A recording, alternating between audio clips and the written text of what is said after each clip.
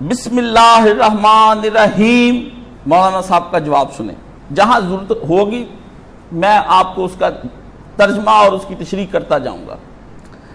مکرمی و محترمی مدیر الاعتصام، وفقنا اللہ و ایکم لما یحب و یرضی، اللہ میرے اور تمہارے ساتھ ہو جائے اور ہم دونوں سے راضی ہو جائے اور پیار کرے۔ السلام علیکم ورحمۃ اللہ وبرکاتہ۔ آپ کے سوال نامہ مورخہ 30/6/2007 کا جواب حاضر ہے۔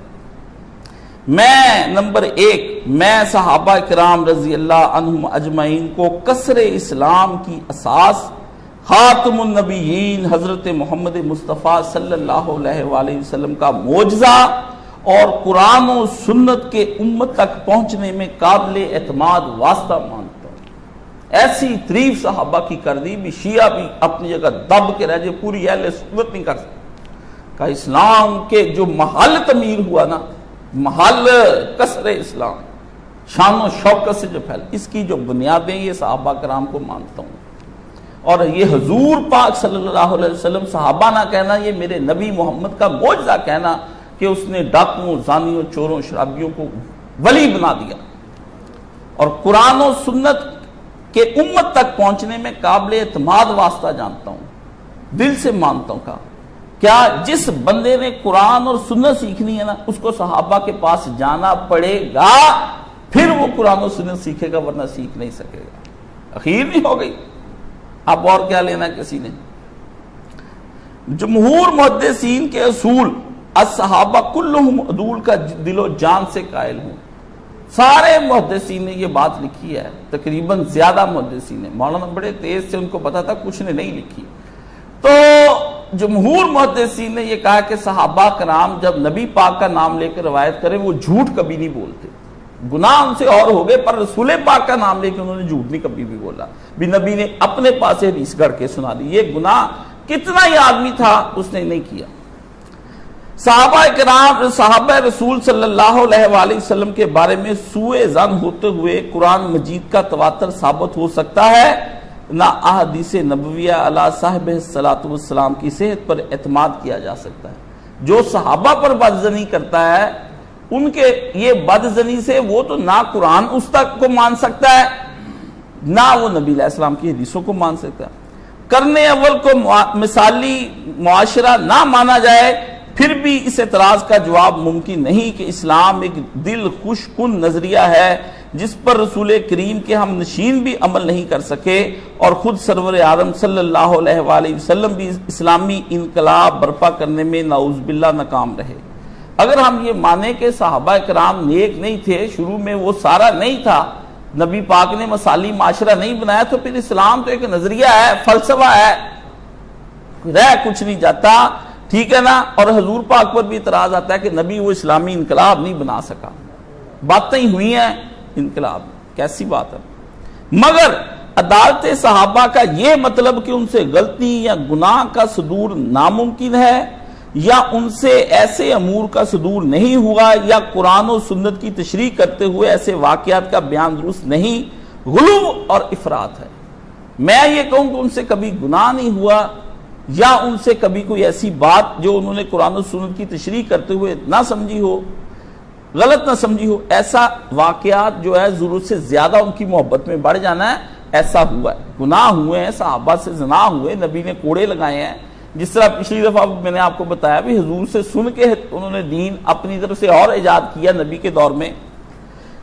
کتاب و سنت اور علماء امت کی تصریحات کے خلاف ہے، علماء نے یہ واقعات لکھے۔ البتہ ضرورت کے وقت ایسے امور کے بیان میں صحت روایات کا التزام لازم ہے، ضعیف اور بے اثر روایات سے احتراز کرنا چاہیے۔ کمال اخیر نہیں ہو گئی، کہا جب صحابہ کی یہ کوئی غلطی سامنے آئے پہلے چیک کرو یہ روایتیں ٹھیک ہیں، اگر وہ ٹھیک نہیں اٹھا کر ان کو پرے پھینکو، اور جو ٹھیک ہیں پھر اس کے بارے میں بیان کرو۔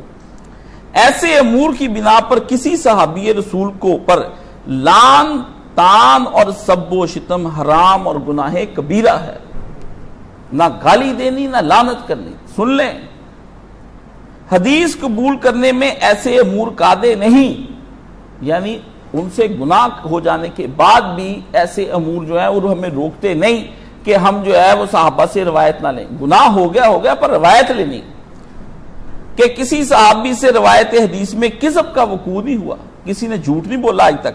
محمد بن سیرین کا قول سیر اعلام النبلاء میں ہے کہ حضرت معاویہ نبی کریم صلی اللہ علیہ وآلہ وسلم سے حدیث لینے میں متہم نہیں تھے. حضرت معاویہ تک نے جنگیں ضرور لڑی پر نبی پاک کا نام لے کر جھوٹ نہیں بولا. یہ شیعہ جو مرضی کہتے رہے, ان کو چھوڑ دیں آپ. اور پورا جمعہ حضرت معاویہ کی اس حمایت پر انہوں نے پڑھایا اور موجود ہے ابھی تک ریکارڈ پر میرے پاس ہے.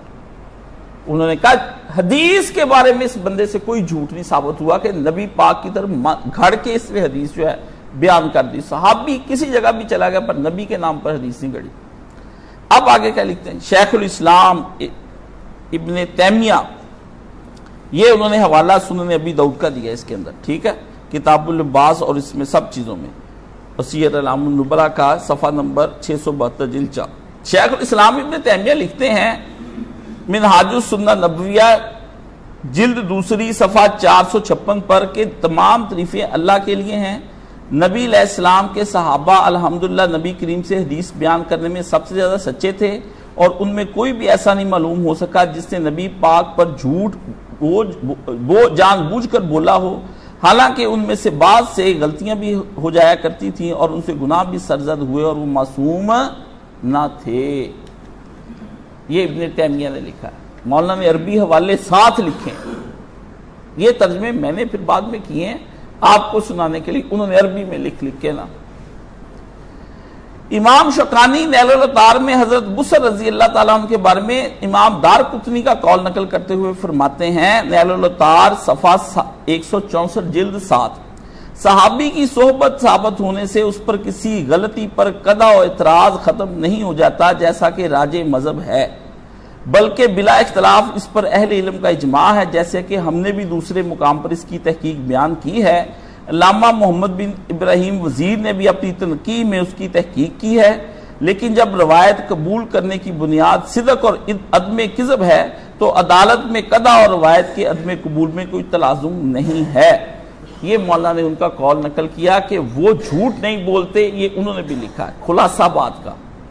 اگلا جواب, اسلام میں مطلوب اور مرغوب جہاد فی سبیل اللہ ہے اور جس کی غایت اعلاء کلمت اللہ ہے.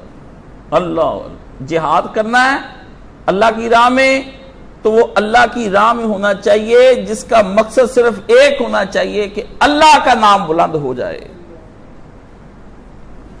محض تسخیر ممالک اسلام کا مقصود نہیں ہے کہ ملک چھینتے پھرنا جس طرح یہ ہمارے بادشاہ چھینتے پھرتے تھے. کہ جن جنگوں کے نتیجے میں مفتوحہ ممالک میں اسلام کا نظام حکومت خلافت علی منہاج النبوہ قائم ہوا وہ حقیقی جنگیں ہیں. انہوں نے پوچھا کہ جہاد کا بتاؤ حضرت معاویہ کے دور میں ہوا تو اس کا کیا کہو گے تم؟ تو مولانا نے کہا جن جنگوں میں جا کے وہاں اسلامی نظام انہوں نے قائم کیا جنگ کے بعد سمجھ لو وہ صحیح جہاد ہے. اور جن جنگوں سے صرف چہرے تبدیل ہوئے, نظام وہی کیسر و کسرا کی طرز کا رہا, چند رسمی عبادات کے علاوہ تو ایسی جنگیں امپیریل ازم ہیں اور جول ارض ہیں, زمین کو کھانے کی بھوک ہے جس کے نتیجے میں وہ تو پھر وہ جہاد کس چیز کا ہوا. اور خلق خدا کی نگاہوں میں اسلام پر خون ریزی اور دہشت گردی کے الزام کا باعث ہیں. یہ اصولی بات ہے کہ باقی مختلف جنگوں پر اس کے اطلاق کے وقت انما الاعمال بالنیات کو پیش نظر رکھا جائے گا جس کا حقیقی علم علام الغیوب اللہ تعالیٰ کو ہے. پھر انہوں نے ایک حوالہ لکھا سید محمد رشید رضا مصری کی کتاب جو اس صدی کے شروع میں ہوئے ہیں, الخلافت والامامت العظمی صفحہ 35, کمال کتاب ہے, اس کا انہوں نے ترجمہ بھی کروا کے بانٹا. اس میں کیا لکھتے ہیں, استنبول میں ایک جرمن سکالر نے حجاز کے ایک سید زادے سے کہا ہمیں چاہیے تھا کہ ہم اپنے دارالحکومتوں میں حضرت معاویہ کا سنہری پتلا بنا کر من الذہب یعنی سونے کا بنا کر لگاتے, کیونکہ اگر وہ خلافت میں تبدیلی نہ لاتے جس کی بنیاد شریعت تھی اور خلفائے راشدین اس پر عمل پیرا تھے تو عرب میں ہمارے تمام علاقوں پر قبضہ کر لیتے اور انہیں عربی اسلامی بنا دیتے۔ ایک انگریز سے یہ عالم ملا، اس نے کہا حضرت معاویہ کی ہمیں تصویر مل جائے، ہم ان کا لگائیں، اگر وہ اسلام نافذ صحیح طریقے سے کر دیتے نا ان ملکوں میں تو ہمارے سارے جو ملک تھے اس پہ قبضہ ہو جانا تھا۔ اسپین میں بھی، اٹلی میں بھی سب لوگوں نے ان کا حسن سلوک خلافت والا دیکھ کے خود ہی مان لیا، لیکن وہ نظام جو ہے نا وہ نہیں لا سکے۔ مسلمانوں نے علاقہ فتح کر لیا، نظام اسلامی نہیں لا سکے، انہوں نے اپنا ختم کر لیا، دوسروں پہ کہاں لانا تھا۔ تیسری بات، شیخین کے دور کے مماثل ختنین کا دور بھی نہیں، اللہ اخیر کر دی۔ کہا نبی کے دو جو ہے نا دماد ہیں اور دو نبی کے سسر ہیں، پہلے دو بندے ابو بکر عمر کیا ہیں؟ سسر، اور دوسرے دور کیا ہے؟ دماد ہیں۔ کہتے یہ دونوں کے دور، پہلے دو کا دور حضرت عثمان اور علی کے دور جیسا نہیں، حالانکہ وہ خلافت راشدہ کا دور ہے دور خلافت راشدہ کا، انہوں نے بے انصافی نہیں کی، مگر با اصطلاح شاہ اسماعیل شہید رحمت اللہ علیہ خلافت راشدہ غیر منتظمہ و مفتونہ کجا کے بعد کے ملوک عزوز کے ادوار۔ کہا کہ حضرت شاہ صاحب نے کتاب لکھی ہے منصب امامت، پڑھنے والی کتاب ہے اور اخیر ہے، مولانا نے اس پہ جمعہ پڑھایا تھا، میں بچہ تھا اس زمانے میں نے لے کے اس وقت پڑھی، ساری خلافت پتہ چل جاتی جی، پھر اس خلافت کو کیا کہیں گے، اس کو کیا کہیں گے۔ شاہ اسماعیل شہید نے کمال کر دیوبندیوں کا بھی شاہ اسماعیل شہید بالا کوٹ والے اور اہل حدیثوں کے بھی، انہوں نے کہا انہوں نے لکھا ہے میں نے لکھا ہے کہ ان کے دور جو تھے حضرت عثمان اور حضرت علی کے دور میں ایک تو انتظام میں گڑبڑ ہو گئی اور ایک فتنے بہت پھیل گئے تھے۔ کجا کے کہتا بات کے پہلے دو دوروں میں اتنی گڑبڑ ہو گئی، کجا کے ملوک عزوز کے دوار، کہاں وہ لوگ جو ظالم بادشاہ تھے آپ ان کے دوروں کو خلافت کہتے ہیں۔ اور اس پر وہ کیا کہتے ہیں کہ مولانا شمس الحق عظیم آبادی وہابی اہل حدیث کتاب لکھی اون المعبود سنن ابی داؤد کی شرح اور جلد 4 صفحہ 339 پر وہ کیا لکھتے ہیں، جس کو ارشاد الحق کثری اور یہ سارے وہابی مانتے ہیں، کہتے ہیں اس کتاب ہندوستان میں کہتے ہیں لکھی یہ گئی ہے، ہماری آخری کتاب مسند ابو داؤد شریف کی شرح لکھی ادھر ہی لگی ہوگی، یہ پڑھی ادھر۔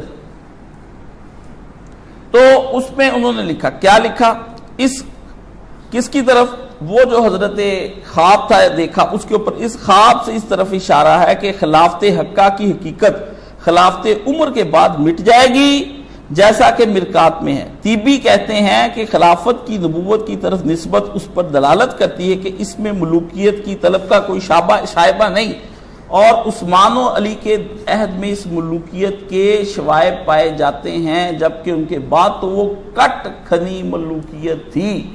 کہتے ہیں میں نے کاٹ کھانے والی ملوکیت علی کے بعد جب حسن کے بعد آ گئی۔ چوتھی جواب، پھر پوچھا بھی تم ابن تیمیہ اور شاہ ولی اللہ کو مولانا نے کہا نا کہ انہوں نے یہاں غلطی کی ہے، تو انہوں نے کہا تم اس کو کہتے ہو غلطی کی ہے، تم کیا عقیدہ رکھتے ہو ان دونوں کے بارے میں؟ اب مولانا کیا عقیدہ بیان کرتے ہیں؟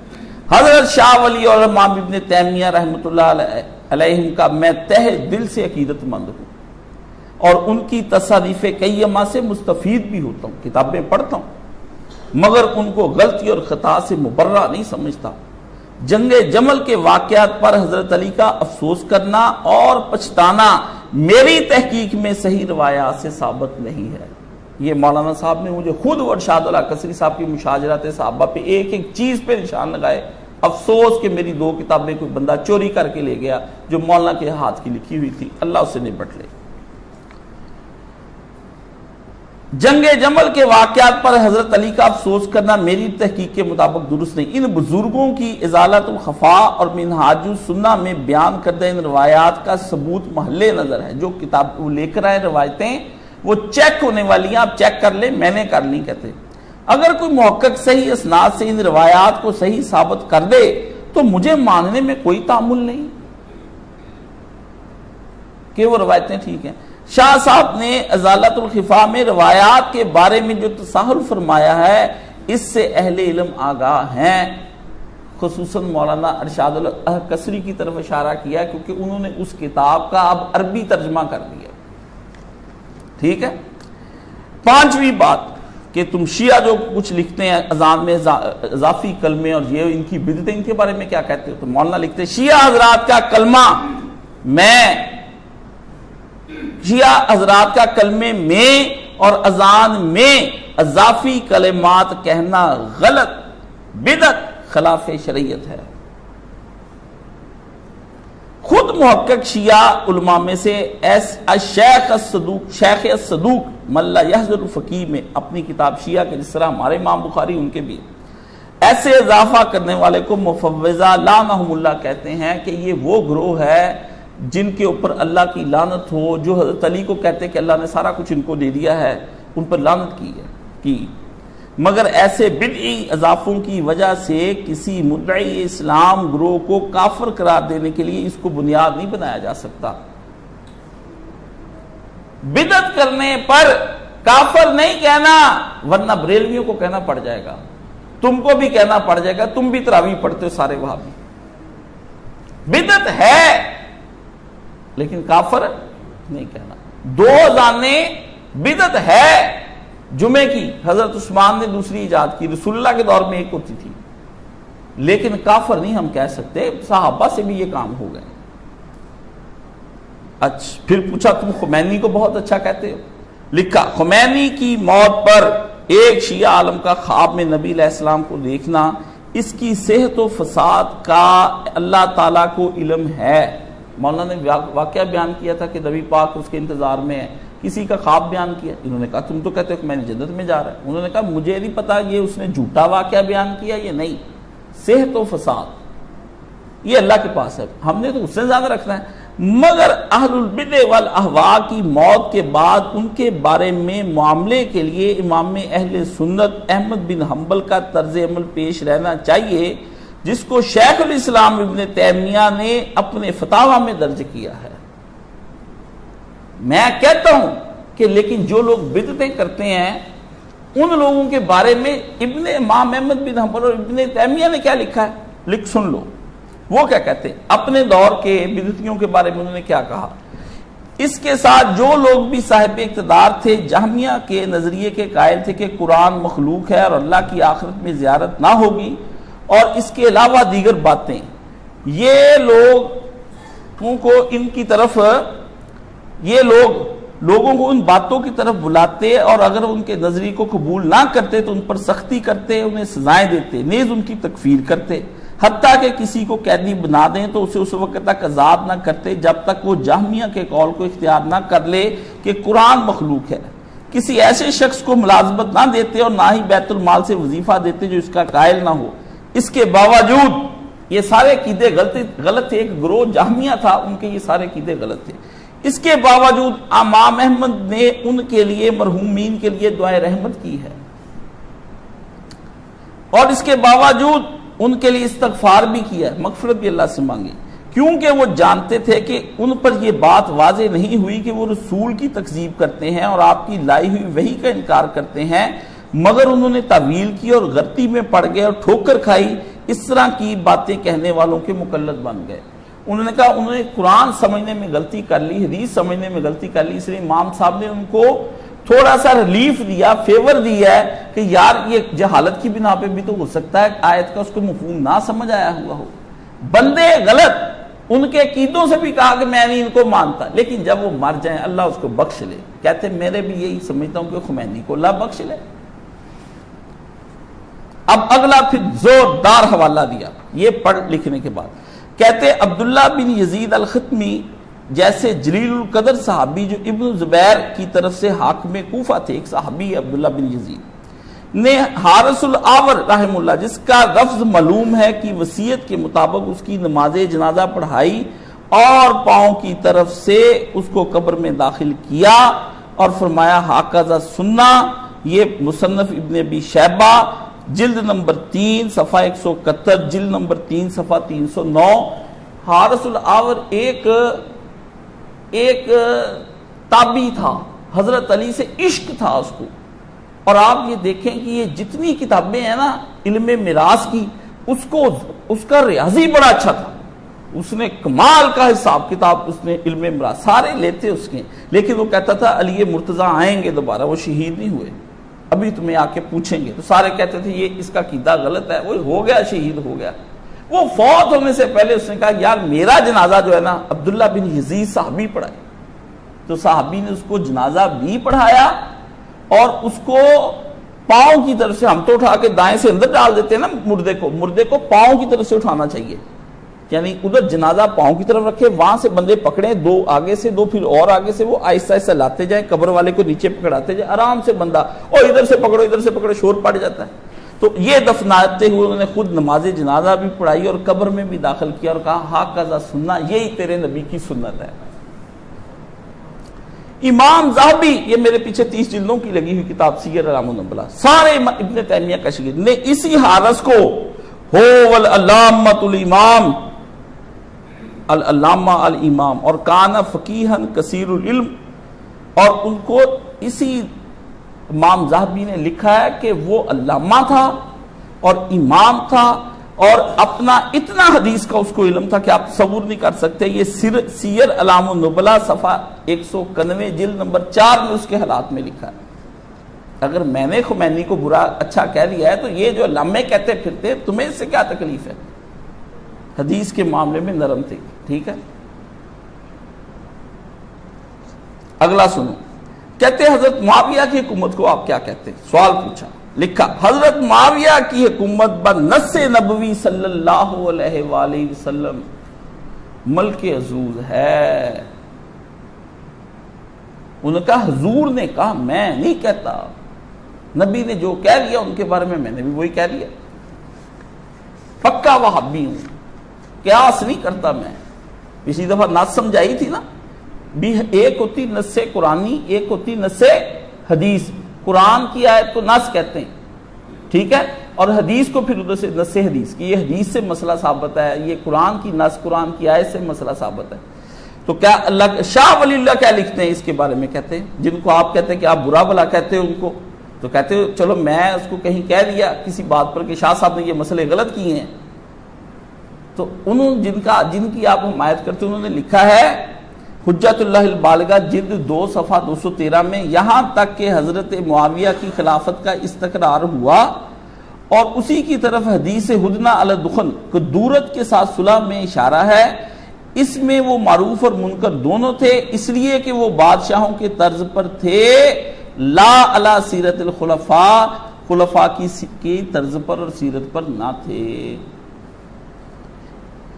اس لیے اچھا، اور تنقیح روا، یہ جو تنقیح روا مشکات شریف کی شرح ہے، یہ اس نے جو اس کے اوپر کام کیا تعالی حنیف بجیانی الاعتصام جنہوں نے نکالا تھا، یہ حافظ صلاح الدین یوسف کے استاد ہیں، انہوں نے کیا لکھا یہ سن لو۔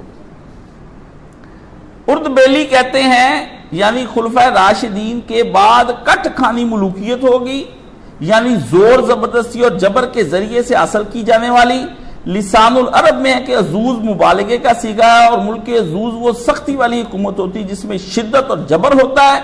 ایک روایت میں ثم یکون ملوک عزوز لکھا ہے، عین کے پیش کے ساتھ، اس بالکسر کی جمع ہے، اور یعنی خبیث شریر ایسے ملوک ہوں گے جو لوگوں پر ظلم کریں گے، ناحق ایذا دیں گے۔ یہ بات غالب صورتحال کے لحاظ سے ہے، لہذا عمر بن عبدالعزیز جیسے حکمرانوں کے بارے میں اشکال نہ کیا جائے، وہ تو عادل تھے، یہاں تک کہ عمر ثانی کے لقب سے پکارے گئے، ان کے حالات مشہور اور مناقب کتابوں میں درج ہیں۔ صلاح الدین یوسف کا استاد یہ لکھ رہا ہے، وہ ناصبی کا، اس کا بھی آج پڑھنا ہے، آج آپ کو میں نے چیزیں دکھانی۔ امام ابن کثیر ابن ساکر کے حوالے سے فضیل بن یاس کا قول ہے کہ معاویہ صحابہ اور علماء کبار میں سے ہیں، لیکن حب دنیا میں مبتلا ہو گئے تھے۔ البدایہ والنہایہ صفحہ 96 جلد 8 کھول کے پڑھ۔ امام ذہبی حضرت معاویہ کے بارے میں فرماتے ہیں اس شخص نے کمال عقل، فرط حلم، وسعت صدر، تدبیر اور رائے کی قوت سے دنیا پر راج کیا، تاہم ان کی لغزشیں بھی ہیں جس کا فیصلہ اللہ کے ہاں ہوگا۔ ہے جی، یہ پھر انہوں نے پھر اسی کی جلد سیر اعلام النبلاء جلد 4 صفحہ 73، سیرت کی اسی جلد 480 پر لکھتے ہیں معاویہ بہترین بادشاہوں میں سے ہیں جن کا عدل ان کے ظلم پر غالب رہا، تاہم وہ غلطیوں سے مبرہ نہیں، اللہ ان کی مغفرت فرمائے۔ نواب سید صدیق حسن القنوجی ہدیۃ السائل الی ادلۃ المسائل میں لکھتے ہیں جس نے پورے ہندوستان کے اندر اہل حدیثیت پھیلائی کروڑوں روپیہ خرچ کر کے، اس سے پہلے اہل حدیثوں کے پاس کتاب ہی نہیں ہوتی تھی، نواب وہ بن گیا، اس نے اپنی پہلا نواب جس نے پوری سارا روپیہ اللہ کی راہ میں بھوپال کے نواب تھے ہندوستان میں، بس اللہ نے ان کو اچانک ہی نواب بنا دیا کسی طریقے سے، بادشاہ نواب مر گیا، اس کی بیوی نے ان کو پسند کر لیا، اس کے ساتھ شادی کر لی، وہ نواب ہو گئے، وہ پکے اہل حدیث سے، انہوں نے بیٹھتے پورے ہندوستان کے اندر جو ہے نا پہلا کام کیا، پورے عرب سے کتابیں، یہ فتح الباری، یہ جتنی بھی آپ کو نیل الطار امام شوکانی کی ملتی لے کے اس نے سیٹ بنا خربوں روپیہ آج کا بنتا ہے، سونے کی اشرفیاں تول کے کتابیں لے کے انہوں نے نا اللہ کی راہ میں، کس کے پاس تھی اس نے کہا سونے کی اشرفی سے تول کے دوں گا، انہوں نے کہا سونے کی اشرفی سے تول لیں گے ہم۔ جنہوں نے دین پھیلانا ہوتا ہے، جنہوں نے دین نہیں پھیلانا انہوں نے یاشیاں کرنی ہیں، وہ اوپر بیٹھ کے بھی یاشیاں کرتے ہیں، اپنی دولت کو اللہ کی راہ میں پھیلا جاؤ۔ آج نواب کو سارا ہندوستان جائے، پہلا ترجمہ نواب وحید الزمان کو اس نے کہا کر ساری کتابوں کا ترجمہ، روپیے میں لگاؤں گا، بیٹھ جائے ادھر، کوئی تو نے روزی روٹی نہیں کمانی۔ نواب بیٹھ گیا، پہلا اردو ترجمہ کتابوں کا سب سے پہلے اہل حدیثوں کا انہوں نے کیا، قرآن کا بہترین ترجمہ انہوں نے کرایا، ہر شے اس نے کرائی، کمال۔ اس نے اچھے عالم ہندوستان میں کہا بیٹھ جاؤ، خرچہ میرے ذمہ، کام کرو، سارے کام کروایا۔ آپ سارے شیعہ آج تک اپنی کتابوں کا صحیح ترجمہ نہیں پیش کر سکے، اپنی حدیثوں کا آپس میں لڑی جا رہے ہیں اور صحیح بھی نہیں چھپتا۔ آپ اہل سنت اتنے اپ ڈیٹ ہیں کہ آپ نے اب تو 150 سال سے زیادہ کا عرصہ ہو گیا، آپ نے 150 سال پہلے اپنے ترجمے کر لیے تھے۔ یہی تو مولویوں کو مسئلہ ہے کہ وہ کہتے ہیں ترجمے پڑھ گئی ساری، امام محمد علی مرزا ترجمے دسی جاندہ، انہوں عربی نہیں آتی، چھاٹ عربی نو، وہ جو ترجمہ کر کے پڑھن دے لوگوں، عربی تینوں آتی تو کی کر لے ہوتا ہی۔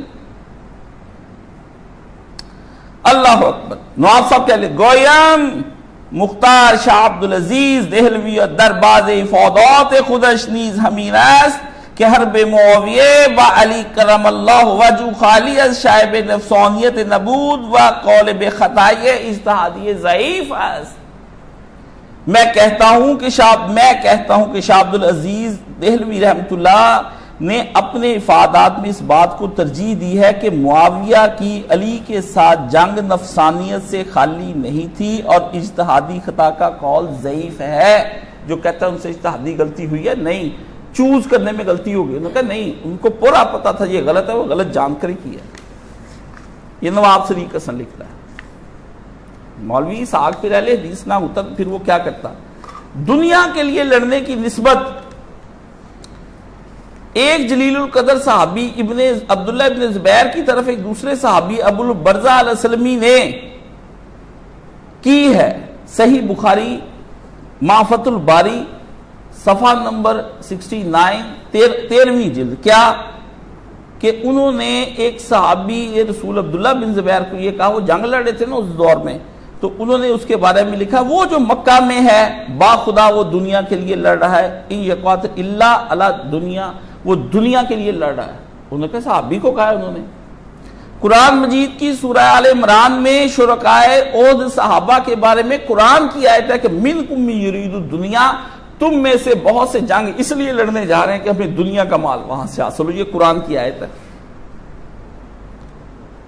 اب آگے 8واں سوال، انہوں نے پوچھا آپ کہتے ہیں یہ خارجی وغیرہ جو ہیں یہ کیا ہیں؟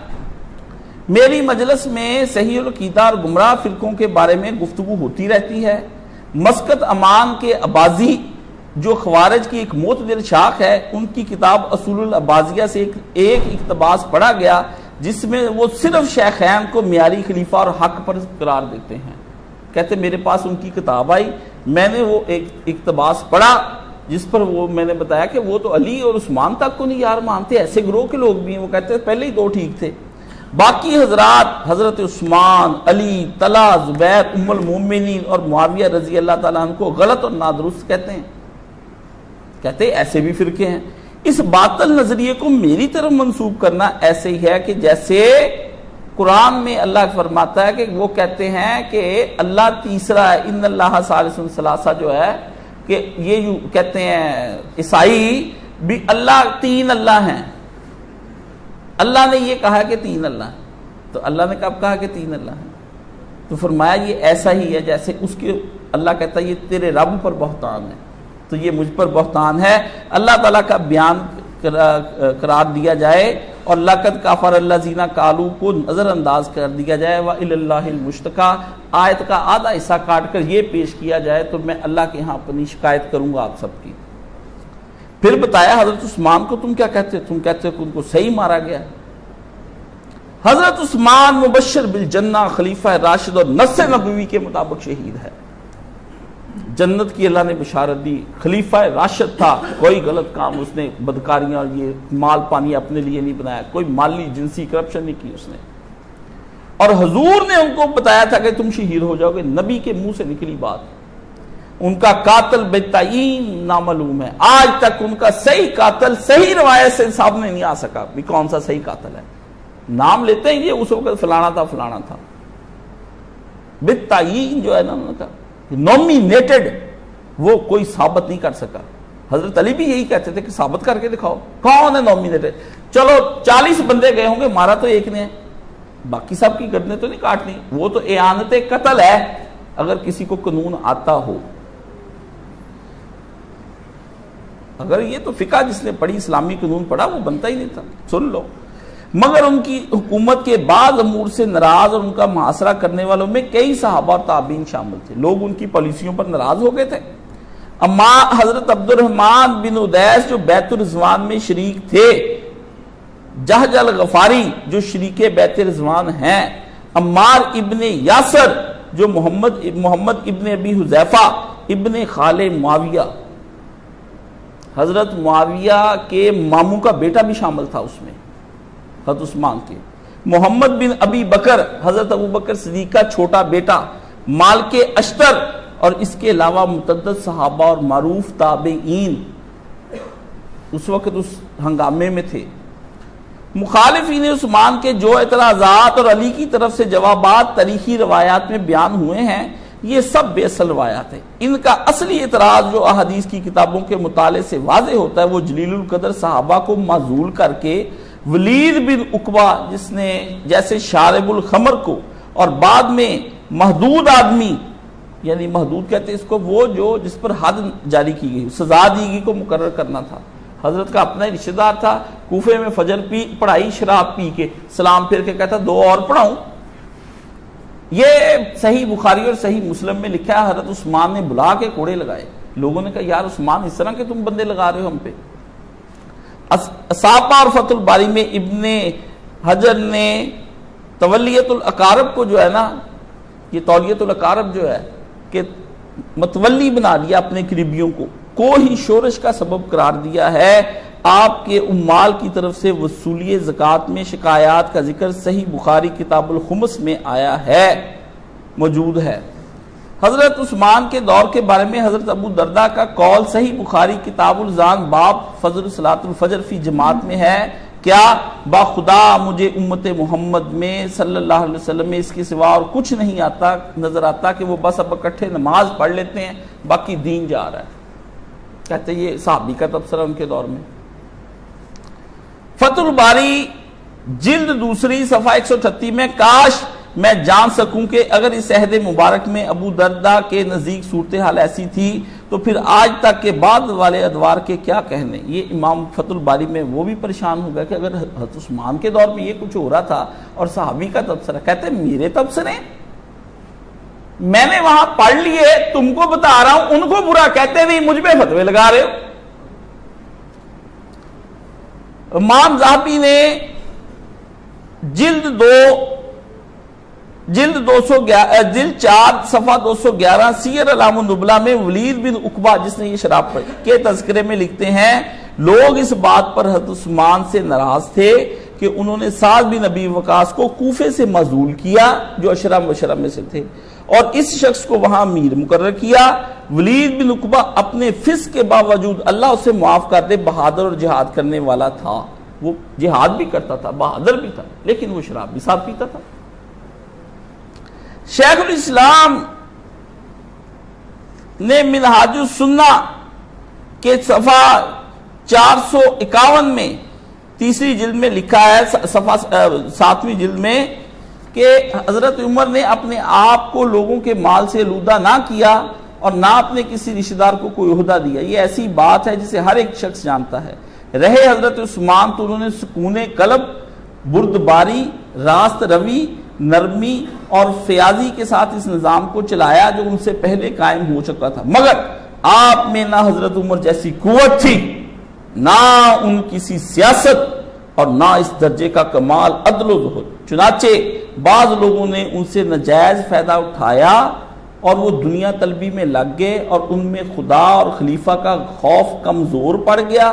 پس حضرت عثمان کی اس کمزوری نے اور آپ کے اکابر کو مناصب و مال ملا، عہدے ملے، انہوں نے فتنہ پیدا کیا، یہاں تک کہ آپ مظلومانہ شہید کیے گئے۔ حضرت عثمان کے رشتہ داروں نے حکومت پہ قبضہ کر لیا، انہوں نے یہ سارے حضرت عثمان کا غلط بینیفٹ اٹھایا، وہ نتیجہ ان پر نکلنے کی بجائے حضرت عثمان شہید ہو گئے، لوگوں کے اعتراض ان پر لگ گئے۔ عمران خان پہ ہی لوگوں نے خلاف ہونا ہے، جب اس کا پی ٹی آئی کا نیچے نمائندہ غلط کرے گا آپ نے کہنا یہ کچھ کہتا تھا، یہ دیکھیں اس کا حکمران۔ الزام مرکزی بندے پہ ہی آتا ہوتا ہے جب بھی آتا ہے۔ ابن کثیر کیا لکھتے ہیں؟ ابن کثیر البدایہ والنہایہ جلد نمبر 8 صفحہ 182 میں لکھا ہے، مروان حضرت عثمان کے محصور ہونے کا بڑا سبب تھا، کیونکہ اس نے حضرت عثمان کی طرف سے آنے والوں کو قتل کے بارے میں نقلی خط تیار کیا تھا۔ یہ حضرت عثمان کا چچا کا بیٹا بھی تھا اور حضرت عثمان کا گردماد بھی تھا، گھر جوائی سیکٹری بھی تھا، یہ سارے کام یہی کرتا تھا۔ جعلی خط اس نے بنایا تھا جس کو پڑھ کے لوگ پھر غصے میں آ گئے اور حضرت عثمان کو آ کے شہید کر دیا۔ اسی نے جا کے جنگ جمل کرائی، وہاں سے بھاگ کے حضرت معاویہ کے پاس چلا گیا، صفین میں آ گیا، پھر یزید کے پاس چلا گیا، اس نے حضرت حسین کو جو اس کی مرنے کے بعد یزید کی بیوی سے شادی کر لی، خلافت پہ قبضہ کر لیا، کب کا چلا ہوا تھا۔ پھر بعد میں اس کی حضرت معاویہ کی تو 2 نسلوں نے بمشکل حکمرانی کی، بعد میں مروان کی نسل نے بنو امیہ کی حکمرانی کی۔ یہ وہ آدمی ہے، ہر ایک کے ساتھ کبھی اس پارٹی کبھی اس پارٹی کبھی پی ٹی آئی، کبھی کاف لی، کبھی نون لی، کبھی کہتے پچھلے دور غلط تھے، آپ اسی میں تھے۔ حضرت عثمان سے ان کے مخالف صحابہ و تابعین کا ولاد کے ازل اور قدیم صحابہ کی بحالی کا مطالبہ درست تھا۔ لوگ ان کے مخالفین کہتے تھے کہ آپ ان کو دوبارہ سے ری انسٹال کریں، جو نیک لوگ تھے، ان اپنے رشتہ داروں کو ہٹائیں، مگر اس کو منوانے کے لیے آپ کے قتل کا فعل جن سے صادر ہوا یہ حدود شریعت سے تجاوز اور ظلم کبیر ہے۔ قتل نہیں کرنا چاہیے تھا، یہ غلط کیا، انہوں مطالبہ کرتے نہیں مانتے تھے، اللہ کے یہاں جواب دیتے، کیونکہ قتل کے اسباب شریعت میں معین و منضبط ہیں، ان میں سے کسی کا ارتکاب حضرت عثمان نے نہیں کیا۔ حضرت عثمان نے کوئی زنا نہیں کیا، کوئی مرتد نہیں ہوئے تھے۔ حضرت عثمان نے کہا بھی لوگوں سے، انہوں نے کہا تم واقعی نہیں، انہوں نے جواب دیا، مولوی جواب نہیں پڑھتے، انہوں نے کہا مانتے ہیں پر بندہ تیرا غلط ہے۔ فرض اگر قتل کا استحقاق بھی معاذ ہوتا تو عوام کے لیے ماورائے عدالت اس کا جواز نہیں ہے۔ اگر ان سے کوئی غلط قتل ہو گیا تھا یا کوئی سزا ان کی قتل بنتی بھی تھی تو عوام نہیں لے سکتی، ریاست کے کاموں میں عوام دخل نہیں لے سکتی، جو آج کہہ رہے ہیں ہم۔ اس لیے قاتلین عثمان ظالم بھی ہیں اور فاسق بھی ہیں۔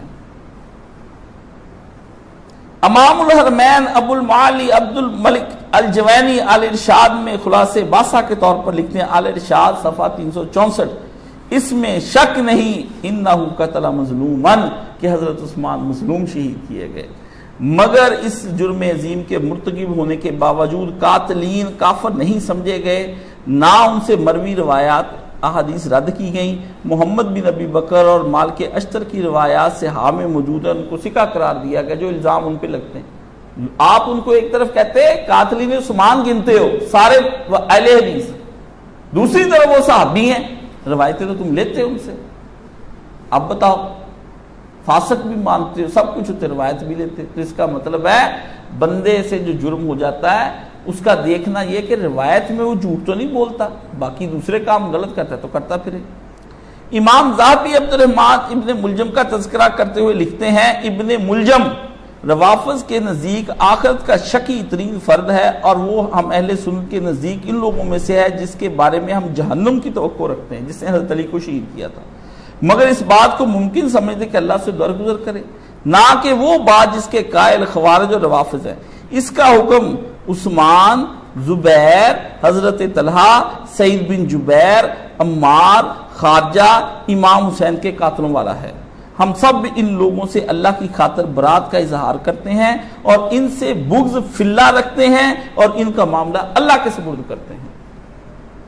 خود لانتیں کرنی، شور شرابے ڈالنے، غلط ہو گیا بس اللہ سے جائے، اتنا کہیں گے یہ بندہ غلط ہے، دل میں ہم اس سے پیار نہیں کریں گے۔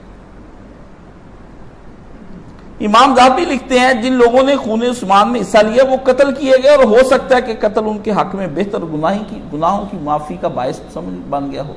حضرت عثمان کے قاتلین کے بارے میں امام ذہبی لکھتے ہیں وہ بندے جنہوں نے حضرت عثمان کو قتل کیا تھا وہ بھی قتل کیے گئے، شاید اللہ نے ان کو اسی دنیا میں ان کی سزا دے دی ہو، بندے نیک تھے، اس طرح بھی اللہ تعالیٰ سزا دے دیتے ہیں۔ مولانا اسحاق بہت تل کے بات کرتے تھے، جذبات اس میں ہے ہی نہیں کہیں۔ ایک میں نے کہا لکھتے وقت اب میں پھر پڑھ گیا پیچھے، میں نے کہا جی اب پوری کتاب بنا دو، اتقاء کہتے تو میرے پیچھے پہ گیا، میں نے کہا نہیں ایک کتاب بناؤ اب ایسی، آپ کو اتنا کچھ یاد ہے آپ نے لکھا، اتنا غیر جذباتی آپ نے لکھا، معتدل قلم اور کمال کر دیا آپ نے، اخیر کر دی، نہ شیعوں کی طرح کا، نہ پٹ پٹیا، نہ ادھر سنیوں کی طرح سپاہ صحابہ، یہ تو آپ نے ایسا نپا تلا قرآنی بھی ہم فیصلہ کرنے والے کوئی نہیں، ہم دنیا میں ان کے برے عملوں کو دیکھ کر کہیں گے یہ برا عمل ہے، پر آخرت پر کا حکم نہیں ہم لگائیں گے، یہ اللہ کے پاس ہے، پتہ نہیں اللہ جانے وہ اندر رو کے کیسے توبہ کر گیا ہو۔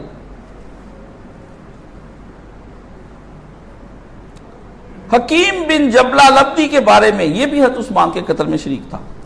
امام ذہبی لکھتے ہیں کتاب سیر اعلام النبلہ جلد 2 صفحہ 409، حکیم بن جبلہ دیندار، عابد، معزز، مقتدی شخصیت تھا جسے حضرت عثمان نے سندھ کی طرف بھیجا تھا جہاد کرنے کے لیے۔ ہم ذکر کر چکے ہیں کہ وہ ان ایک لوگوں میں سے تھا جو فتنے میں ملوث ہوئے اور پھر جمل کے موقع پر مارے گئے، اللہ ان سے درگزر فرمائے۔ حضرت عثمان کا ہی بندہ تھا، حضرت عثمان سے ناراض ہو گیا، حضرت عثمان کو شہید کر دیا۔ اور یہ بات ارشاد اللہ قصری صاحب کو جب میں نے دکھائی نا کہ ان کی کتاب مشاجرات صحابہ میں اب نیا ایڈیشن میرے پاس تازہ بھی نہیں آیا، اس میں بھی میں نے جب دکھایا اس پہ ارشاد اللہ قصری اور سارے حیران ہو گئے۔ یہ پیچھے عبد الرحمن بن ادیس کا ذکر کیا، وہ بھی صحابی، سارے مصر کو وہ اکٹھا کر کے حضرت عثمان کے خلاف لایا، تو انہوں نے نیچے اوپر لکھا کہ عبد الرحمن بن ادیس نے حضرت عثمان کے خلاف سارے لوگوں کو اکٹھا کیا، لیکن وہ بیعت رضوان میں شریک تھا، صحابی تھا، ہم سمجھتے ہیں اللہ اس کا یہ جرم معاف کر دے گا، اس لیے ہم اللہ سے اس کی مغفرت دعا کرتے ہیں۔ میں نے اب یہ پڑھنے کے بعد کہا ارشاد اللہ قصری صاحب عبد الرحمن بن ادیس حضرت عثمان کے خلاف بغاوت پیدا کرے تھے، بخشا جاوے، کام غلط ہی آپ نے یہ سوچا؟ انہوں نے کہا ہاں۔ میں نے کہا حضرت علی کے خلاف حضرت معاویہ اٹھ گئے، اتنی بات ہے، ادھر بندے ہی دو بدلیں، باقی تو کام وہی، اب بتاؤ آپ لکھے تو حضرت شیخ الحدیث مولانا صاحب لکھیں فتنہ تقیہ باز رافضی تے این تے یوں تے توں۔ اس موقع پر شیخ الاسلام ابن تیمیہ کے ایک قول پر نقد لازم ہے جو انہوں نے فتاویٰ میں لکھا، کہتے ہیں اس موقع پر میں ابن تیمیہ پر ایک تنقید کروں گا، کیا وہ یہی، وہ کہتے ہیں کہ جس نے حسین کو قتل کیا ان کے قتل میں تعاون کیا یا اس کو پسند کیا اس پر اللہ، فرشتوں، سب لوگوں کی لعنت ہے، اللہ ان سے کوئی فرض اور نفل قبول نہیں فرمائے گا۔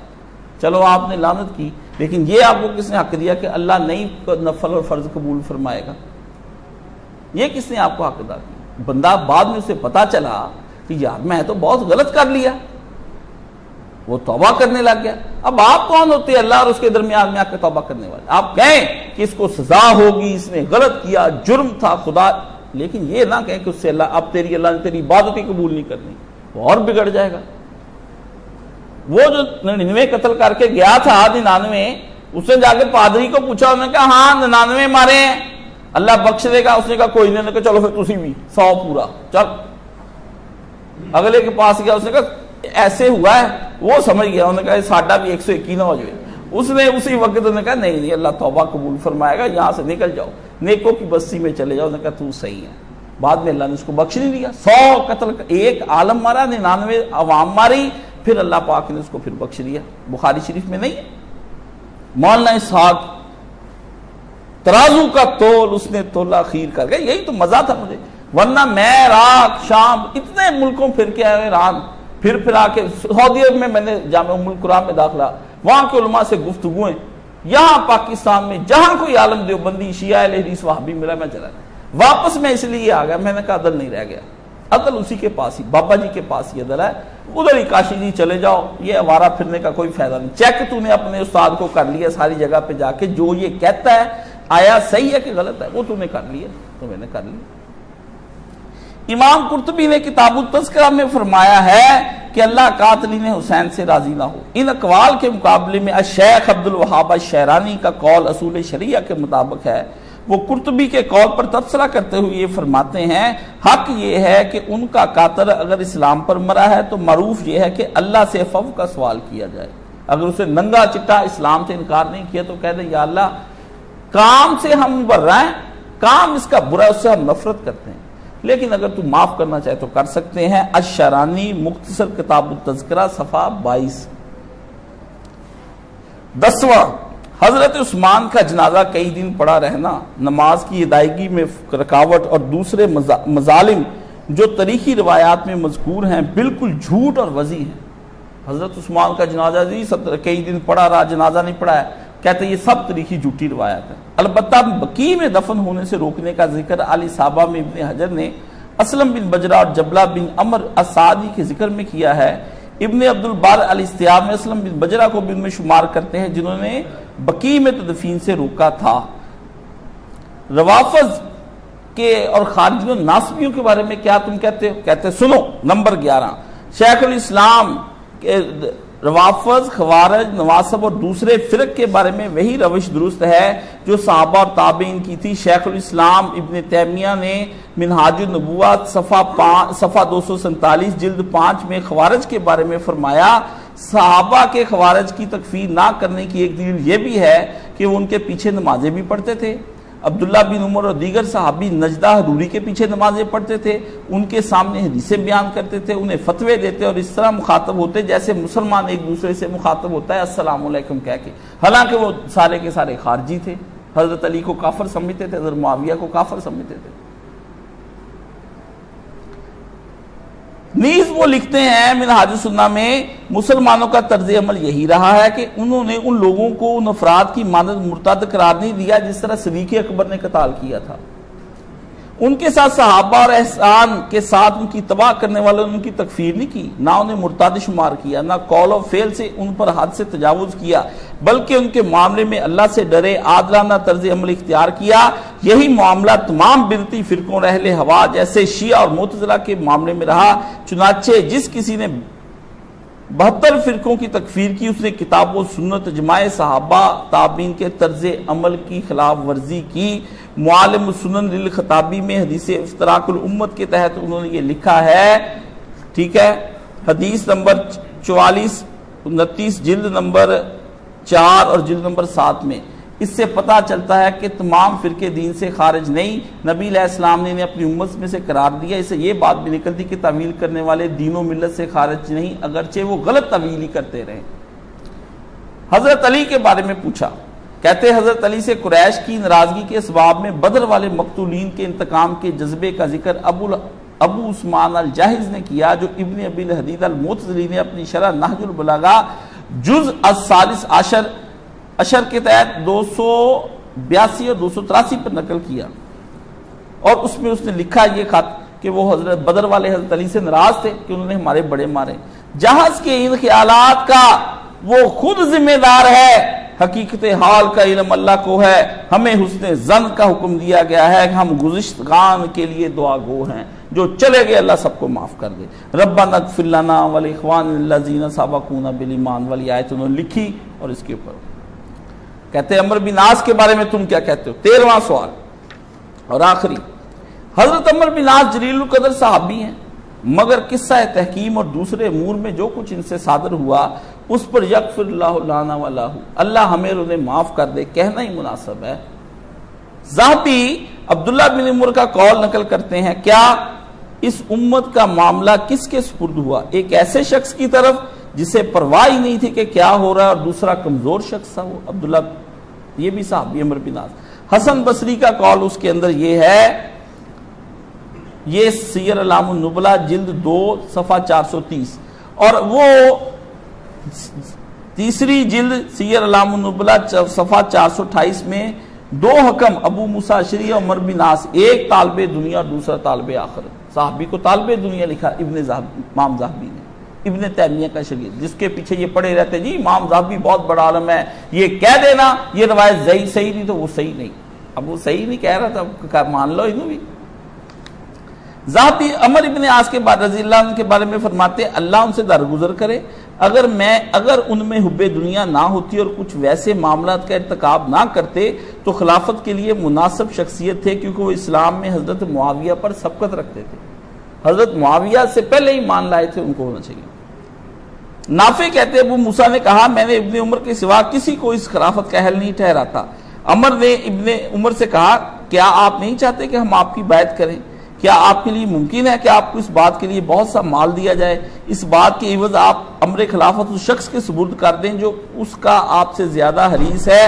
اس پر ابن عمر کو غصہ آ گیا اور وہ کھڑے ہو گئے۔ پیشکش کی عمر ابن عاص نے حضرت عمر کے لڑکے کو بھی، خلیفہ تو ہی ہے، بدلے میں ہم سے مال لے لے، تو حضرت معاویہ کے حق میں بیٹھ جا۔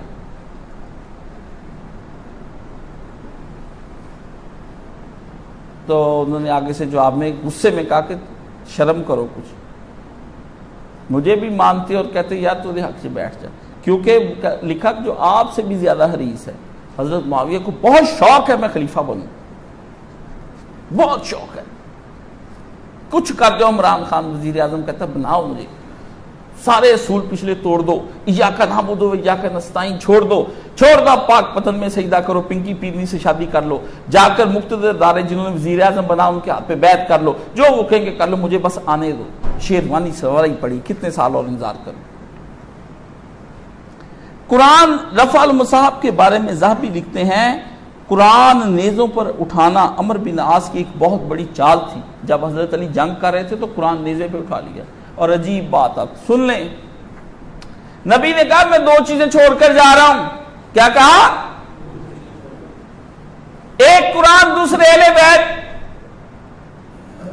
حضرت معاویہ کے حکم پر صفین میں قرآن کو نیزے پہ اٹھا لیا گیا، یزید کے حکم پر حسین کا سر نیزے پہ اٹھا لیا گیا۔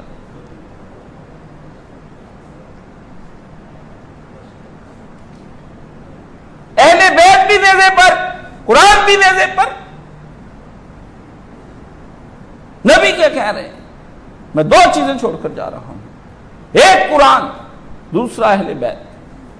قرآن بھی نیزے پہ اٹھا لیا گیا، پھر قرآن کی لاج نہ رکھی گئی، پھر حسین کا سر بھی اہل بیت کا کٹا وہ بھی نیزے پہ اٹھا لیا گیا۔ فلاح تم کیسے پاؤ گے؟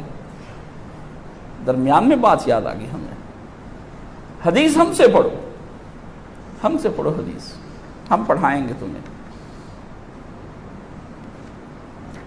عربی نہیں پڑھا سکتے، اردو سمجھ لو ہم سے۔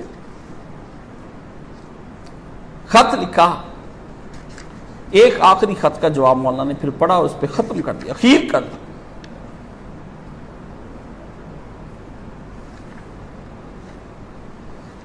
حضرت ابو موسیٰ اشعری کوفے کے اندر گورنر تھے، حضرت علی کی بات نہیں مان رہے تھے، حضرت حسن کو بھیجا اور حضرت عمار کو بھیجا، جب بندے وہاں سے لے کر آؤ، لشکر کا ایک قصہ لے کر آؤ، رجمنٹ منگواؤ وہاں سے۔ اس نے کہا میں نے آپ کے ساتھ جنگ میں شریک نہیں رہا۔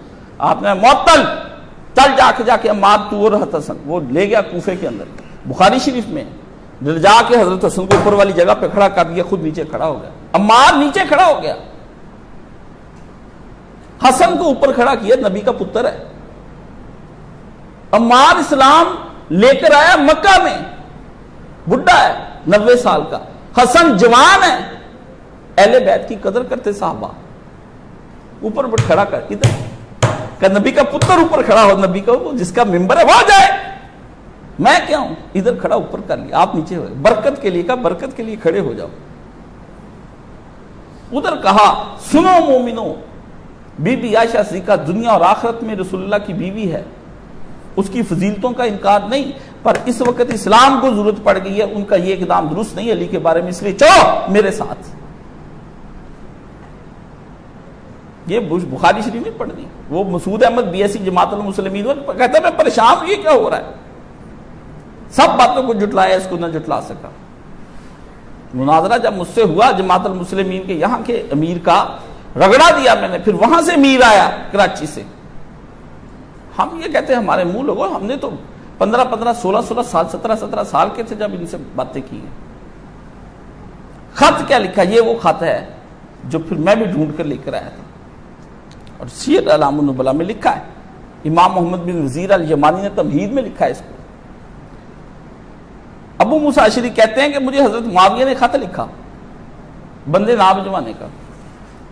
اما بعد عمر بن عاص نے میرے حاجت میں بیعت کر لی جس طرح میں چاہتا تھا، میں نے کہا غیر مشروط طور پر میرے ساتھ ڈیل کر لو عمر، آؤ۔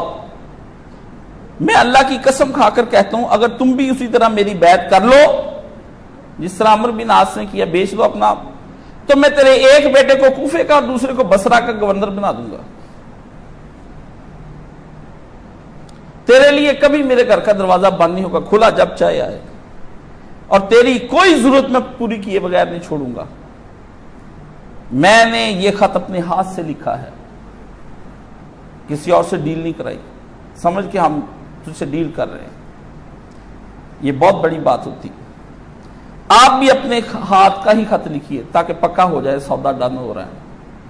ابو موسیٰ نے معاویہ لکھا، اما بعد آپ نے تو امت کے بڑے گمبھیر معاملے میں میرے ساتھ بات چیت شروع کر دی، اگر میں اپنے رب کے پاس چلا جاؤں تو پھر اللہ کو میں کیا کہوں گا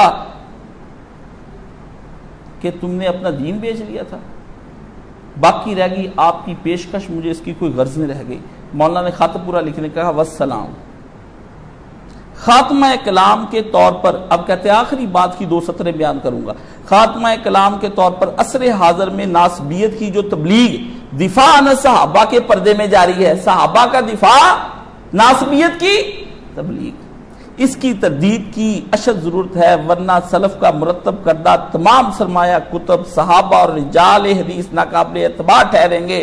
اللہم ارنا الحق حقا وارزقنا اتباعہ وارنا الباطل باطلا وارزقنا اجتنابہ۔ یا اللہ اجتناب کر، یا اللہ ہمیں حق دکھا اور حق کے پیچھے چلا، اور یا اللہ ہمیں باطل کو بھی باطل دکھا اور باطل سے محفوظ رکھنے کی توفیق عطا فرما۔ ہر بالقلم اپنے ہاتھ سے لکھا ہوا افکر العباد الی رحمہ، اللہ کے بندوں میں سب سے زیادہ فقیر محمد اسحاق۔ خط یہ پہنچا، آل اعتصام کی گھگھی بند گئی، انہوں نے کہا یہ چھاپا تو شور پڑ جانا ہے پوری دنیا کے اندر، انہوں نے پھر وہ خط کبھی زندگی میں لکھ دیا، بے ایمانی کی چھاپا نہیں۔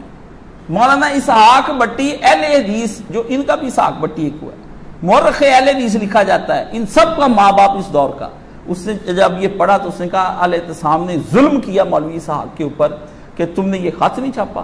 اور مولانا نے پھر اپنا انٹرویو علم و آگہی کو دیتے ہوئے وہاں بھی ذکر کیا کہ میرے ساتھ ظلم ہوا۔ اب ان مولویوں نے خط پڑھنے کے بعد یہ خط کا جواب چھپا لیا اور فتویٰ شائع کر دیا، اب ان مولویوں سے کیا آپ انصاف کی توقع رکھتے ہیں؟ ان کو کہا حوالے تو لفظ لفظ کے دے ہی جا رہا ہے، لکھا یہ خط لکھ رہا ہے مولوی صاحب، کتاب لکھتا قیامت آ جاتی دنیا کے اندر، ابھی خط ہی لکھا ہے، عربی دے وے حوالے تے شیخاں دے حوالے، اسلام دا حوالہ تے حوالہ تے بنانے کا حوالہ، آپ اس کے علم کی بات کرتے ہیں؟ وہ تو دیسی پنجابی زبان میں آپ کو دین بتا رہے تھے میرے کہنے پہ بھی اسے، ورنہ عالم ہوتا وہ تو 1400 سال پرانا عالم تھا، اس کی کتابیں وہ اپنے ہاتھ سے لکھتا، 50-25 جلدیں آ جانی ہیں، 25-30 لاکھ روپے خرچہ بنائی بیٹھا ہے، وہ کہتا نہیں یہ اس کی پروف ریڈنگ اور ٹائپنگ کے وہ پورے کر رہا ہوں۔ عالم ہوتا وہ، اور اس طرح کی مولویوں والی زبان لکھ کے بتایا کہ میں خالی نہیں ہوں علم سے، میں خالی نہیں ہوں علم سے۔ خط اب یہ میں نے چھاپنا ہے انشاءاللہ تعالی، میں نے ارادہ کر لیا کہ اس کو اب کتابی شکل میں چھاپ کے پوری دنیا میں تقسیم کرنا، ترجمے میں نے اس کے کر لیے، باتیں سیٹ کر لی، اب یہ چھپ جائے گا انشاءاللہ، نیٹ پہ PDF میں ڈال دوں گا، لوگ لیں اور ان کے منہ پر جا کر ان کو مارے۔ چلو قصہ ختم، یہ تو مولوی اسحاق تھے۔ اب آؤ دوسری طرف، جب تک زندہ تھا کچھ نہیں کرتے تھے.